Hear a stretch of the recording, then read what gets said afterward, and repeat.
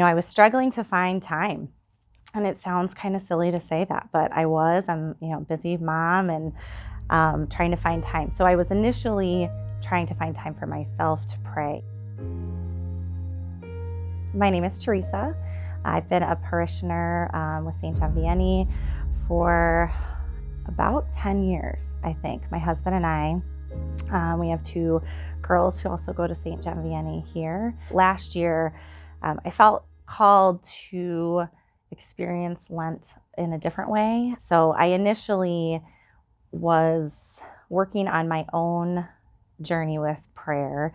The bishop has called us to work on holy habits, and daily prayer being one of those holy habits. And, I was struggling to find time.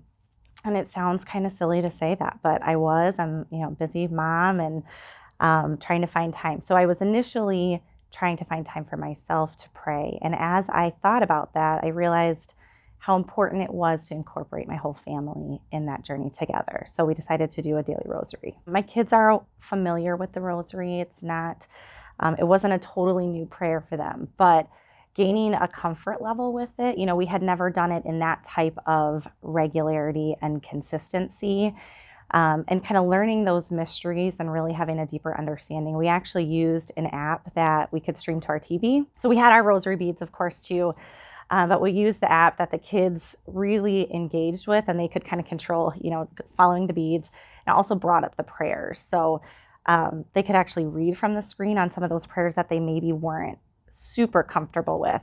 And then it would bring up each decade and have a little meditation with the decade too. So I think we were all kind of just diving a little bit deeper than maybe we had before, and with that regular consistency. That in and of itself, committing that time, I think is an act of mortification, right? It's taking away time that we might be filling with the noise of our everyday life that we have, with the TV, the homework, all the extra things that we get busy doing on a daily basis and don't take that time. So really designating that, in the evenings after dinner, before bed, we're going to come together as a family, turn all the electronics off. We again did stream through an app on the TV a little bit, but for the purpose of prayer, and just being together as a family and growing in that relationship with God together, I think is a really special experience. So, whether you're doing it as an individual, that prayer journey is also,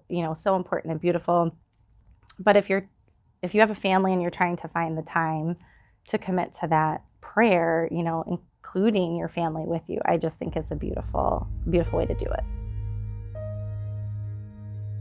I would love to say a daily rosary, has stayed with us. I can't say that has happened on a regular basis, but I think personally for me, my own prayer life has grown since that experience. And I think the comfort level as a family to know that we can do that together is very cool. We go to church together and we say nightly prayers together, but having the comfort level to really sit down and say, we need to pray about this, or, I think we grew in that way. And I think, moving forward, I expect this Lent to incorporate some type of family spiritual growth together again. I don't know if it'll be the rosary. Maybe it might. I've been thinking on whether it be the Divine Mercy Chaplet or a novena, or, another way to kind of grow in our options of prayer and teach the kids some of these different tools and resources to grow in their own relationship with God. My advice would be that it's not perfect, and to not be discouraged by that. I think of one of the other fruits that I would say, at least I took away from that experience, is humility. And, we missed days. It wasn't a perfect experience. And I'm sure there were days that we were more distracted in prayer than we wanted to be. Having the humility to ask God for help and to, it doesn't even have to be tomorrow, the next second, right? We can make a new choice. And that God's not waiting for us to be perfect to have that relationship with him. He wants to be with us where we are in our journeys. So my advice would just to have the courage and the humility to ask God for help through the journey.